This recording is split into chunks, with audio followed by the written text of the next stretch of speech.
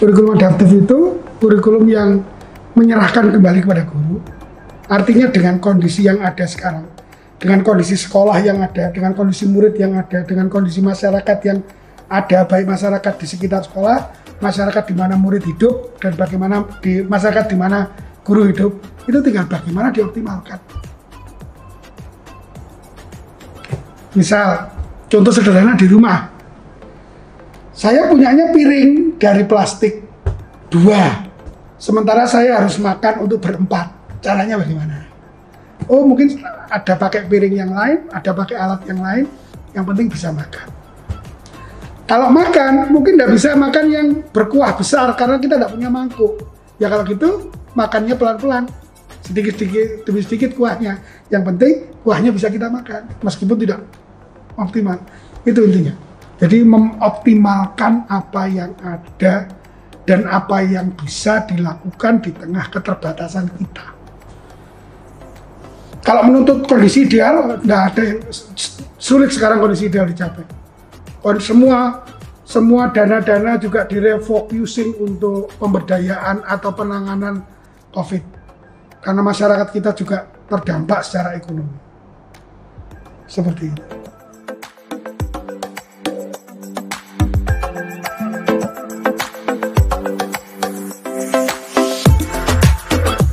Kita perlu melakukan evaluasi selama masa pandemi ini telah berlangsung. Kalau tidak salah kemarin mulai April, Maret kan. Evaluasi itu harus menggunakan instrumen yang pas. Karena percuma evaluasi tanpa instrumen yang pas. Dari instrumen yang pas itu akan menyajikan data yang tepat. Data yang tepat diantaranya, apakah guru-guru kita sudah memiliki kemampuan untuk melakukan pembelajaran secara daring. Kemampuan ini bukan sekedar mampu beli laptop, mampu membuat PowerPoint, tapi betul-betul melakukan interaksi melalui e-learning. Interaksi melalui e-learning bukan sekedar buka ketemu, tapi bagaimana membuat anak itu curiosity-nya muncul, bagaimana membuat anak itu gelisah ketika dia tidak menemukan jawabannya. Kemampuan guru itu juga bagaimana membuat konflik internal di dalam pikiran anak. Menurut mungkin Pak Eko sama Pak Tarmujib, ketika dulu kuliah dengan saya, yang paling sering saya lakukan adalah membuat konflik di pikiran mahasiswa kita, murid-murid kita, apa? Kok iso kayak ngono ya? Kok iso kayak ngono ya? Dan begitu konflik itu dimunculkan di pikiran murid, dia akan mencari dengan jalannya.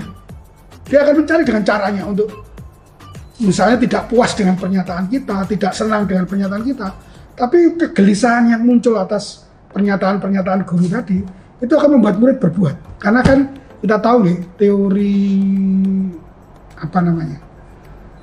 perilaku, manusia itu akan bergerak dari zona tidak nyaman menuju ke zona nyaman.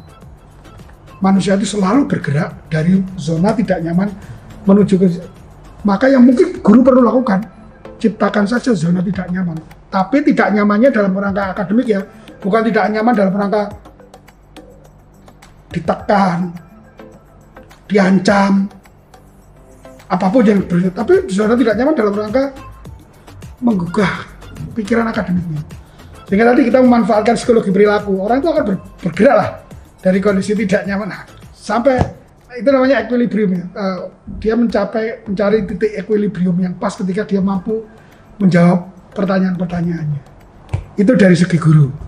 Lalu dari segi murid tadi, anak-anak sekarang ini nampaknya, maaf ya, anak-anak sekarang ini jauh lebih siap dari gurunya untuk dunia digital.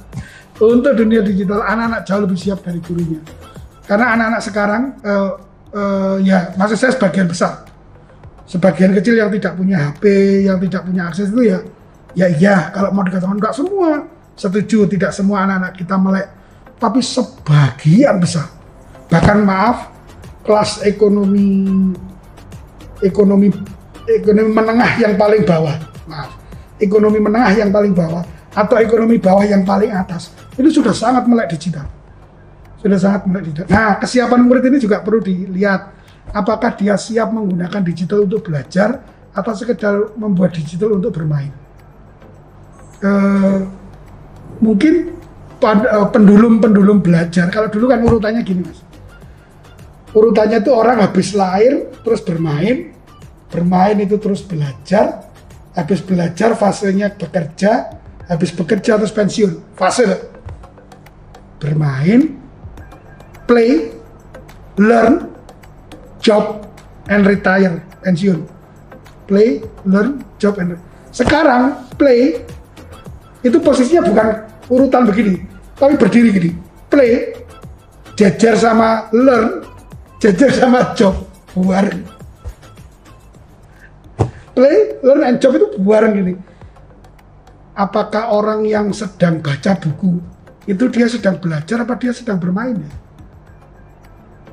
Nggak bisa. Anak yang sedang bermain puzzle atau apa, itu dia sedang bermain apa dia sedang belajar ya? Jadi play, learn, job, and retire itu bentuknya bukan urutan secara vertikal, sudah urutan secara horizontal.